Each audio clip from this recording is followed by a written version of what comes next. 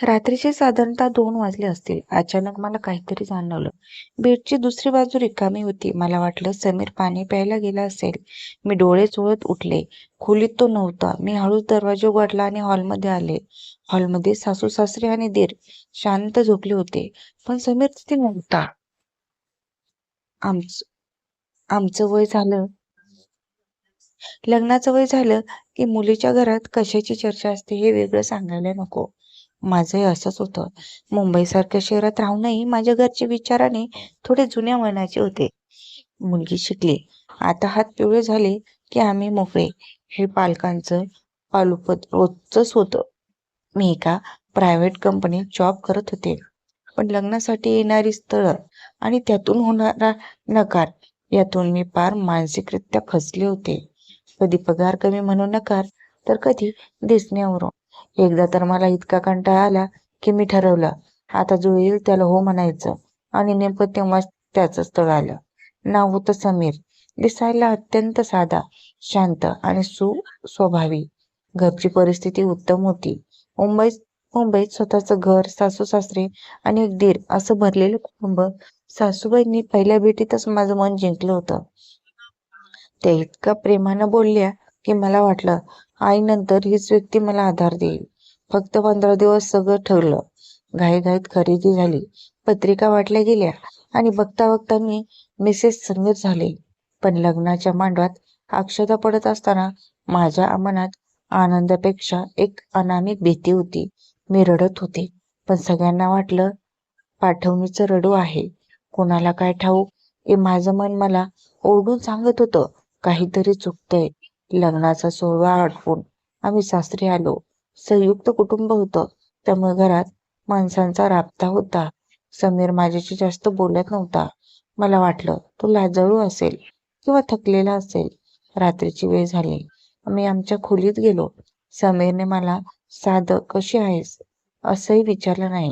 तो गुपचूप बेडच्या एका बाजूला जाऊन झोपला.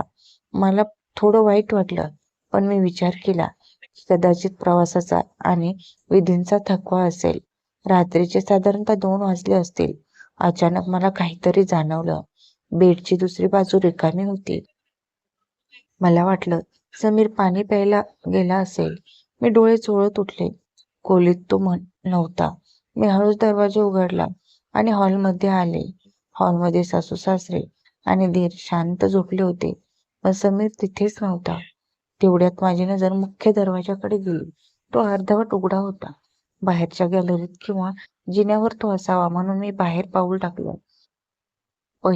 पाहिलं तर समीर अत्यंत संथ गतीने एखाद्या यंत्रासारखा जिन्यावरून खाली उतरत होता. मी त्याला आवाज दिला, समीर कुठे जाताय? पण त्याच्यावर काहीच परिणाम झाला नाही. मी घाबरत त्याचा पाठलाग केला. तो थेट बिल्डिंगच्या खाली गेला. आमच्या बिल्डिंगला एक वॉचमनची केबिन होती, पण त्या रात्री तिथे कोणीच नव्हतं. समीर त्या रिकाम्या लाकडी खुर्चीवर जाऊन बसला. त्याचे डोळे शून्यात बघत होते. मी त्याच्या जवळ गेले. त्याच्या खांद्यावर हात लावला. त्याचं शरीर बर्फासारखं थंड होतं. मी विचार केला, तुम्ही इथे काय करताय? पण यावर चला थंडी वाजेल. तो माझ्याकडे न बघताच एका विचित्र आवाजात पुटपुटला, अजून वेळ झाली नाही. ती येणार आहे. मला माझी ड्युटी पूर्ण करायची आहे. आज तर मी चुकलो तर पुन्हा तीच वेळ येईल. त्याचे ते शब्द ऐकून माझ्या अंगावर काटा आला. मी कशीबशी त्याला समजावून वर घेऊन आले. दारापाशी माझा दीर उभा होता. त्याने माझ्याकडे पाहिलं, पण त्याच्या चेहऱ्यावर ना आश्चर्य होतं ना भीती होती. त्याने शांतपणे दरवाजा उघडला आणि समीरला आत घेतलं. मी दीराला विचारणार इतक्यात तो आपल्या खोलीत जाऊन झोपला. ती रात्र मी डोळ्याला डोळा न लावता काढली. दुसरी आणि तिसरी रात्रही तशीच गेली. समीर दररोज रात्री 2 वाजता उठायचा आणि खाली जाऊन त्या खुर्चीवर बसायचा. सकाळी तो उठल्यावर एकदम नॉर्मल वागायचा. त्याला रात्रीबद्दल विचारलं तर तो म्हणायचा, मी कुठे गेलो होतो? मी तर झोपलो होतो. तुला भात झाला असेल. सासूबाईंना विचारलं तर त्या म्हणायच्या, अगं नवीन घर आहे ना, म्हणून तुला स्वप्न पडत असतील. माझा मुलगा तर सोन्यासारखा आहे. मला संशय आला की काहीतरी भयंकर लपवलं जातंय. घरामध्ये जणू एक मौन होतं जे मला खायला उठत होतं. चौथ्या दिवशी सकाळी मी मुद्दाम मार्केटला जाण्याच्या निमित्ताने खाली उतरले. तिथे मला सोसायटीचा एक जुना सुरक्षारक्षक भेटला. त्याला काका म्हणून सगळे ओळखायचे. त्यांनी मला बाजूला घेतलं आणि थरथरत्या आवाजात म्हणाले, ताई तू नवीन सून आहेस म्हणून तुला सांगतोय. या घरातून निघून जा. तुला फसवून आणले ग. या समीरच्या साध्या चेहऱ्यामागे एक भीषण इतिहास लपलाय. माझे पाय लटलट कापायला लागले. काकांनी जे सांगितले ते ऐकून मला चक्कर यायची बाकी होती. त्यांनी सांगितलं 5 वर्षापूर्वी समीरचं पहिलं लग्न झालं होतं. त्याची पत्नी अत्यंत गुणी होती. पण एका रात्री काका पुढचं बोलणार इतक्या सासूबाई गॅलरीतून आम्हाला बघताना दिसल्या. मी घाबरून वर गेले. पण त्या दिवशी ठरवलं की आता इथून निघण्याशिवाय पर्याय नाही. पुढे प्रकरणच्या भावाचा पुढाकार आणि भयानक सत्य. मी त्याच वेळी आईला फोन केला नाही कारण तिला हार्ट अटॅकचा त्रास होता. मी माझ्या भावाला फोन केला. माझा भाऊ माझा सर्वात मोठा आधार होता. मी त्याला रडत रडत सगळं सांगितलं. तो दुसऱ्या दिवशी सकाळी सासरी आला. सासू सासऱ्यांना वाटलं की तो सहज भेटायला आलाय. पण माझ्या भावाने थेट विषयाला हात घातला. समीर रात्री 2 वाजता खाली वॉचमनच्या जागी काय करतो? भावाचा आवाज कडाडला. सुरुवातीला सासूबाईंनी नाटक केलं. पण जेव्हा भावाने पोलीस तक्रारीची धमकी दिली तेव्हा समीरचे वडील ढसाढसा रडायला लागले. आणि मग जे सत्य बाहेर आलं त्याने आमचा थरकाप उडाला. समीरला कोणताही साधा मानसिक आजार नव्हता. 5 वर्षापूर्वी समीर आणि त्याची पहिली पत्नी प्रिया याच इमारतीत राहत होते. प्रिया तेव्हा 7 महिन्याची गरोदर होती. एका रात्री प्रियाला खूप भूक लागली म्हणून ती खाली काहीतरी घ्यायला आली होती. त्याच वेळी सोसायटीत 2 दरोडेखोर घुसले होते. तिथे कोणीही सुरक्षा रक्षक नव्हता कारण तो सुट्टीवर गेला होता. समीर गॅलरीत उभा होता.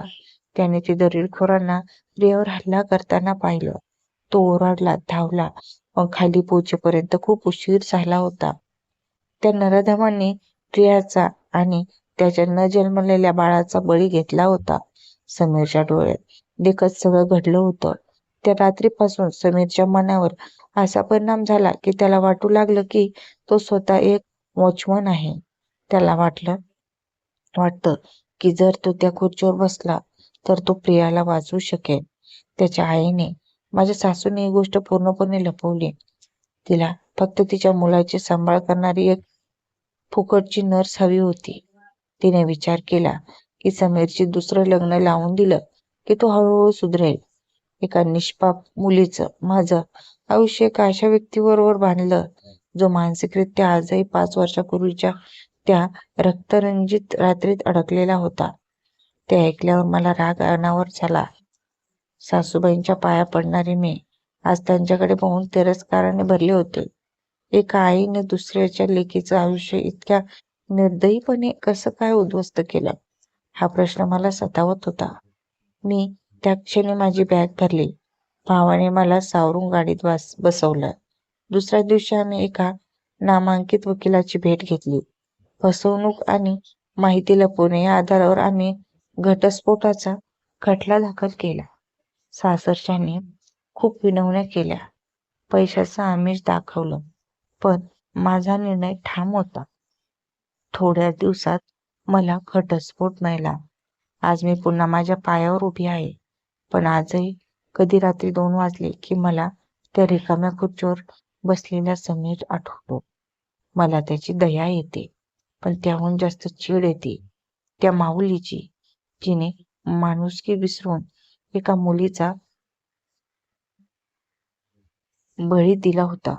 बोध लग्नासारखा मोठा निर्णय घेताना फक्त घरची श्रीमंती किंवा मुलाचा साधेपणा पाहू नका. पूर्ण चौकशी करा. कारण साध्या दिसणाऱ्या चेहऱ्यामागे कधी कधी खूप भीषण गुपित दडलेलं असतं. धन्यवाद. कहाणी आवडली असेल तर नक्की चॅनलला सबस्क्राईब करा आणि लाईक करा आणि कमेंट्स करायला विसरू नका.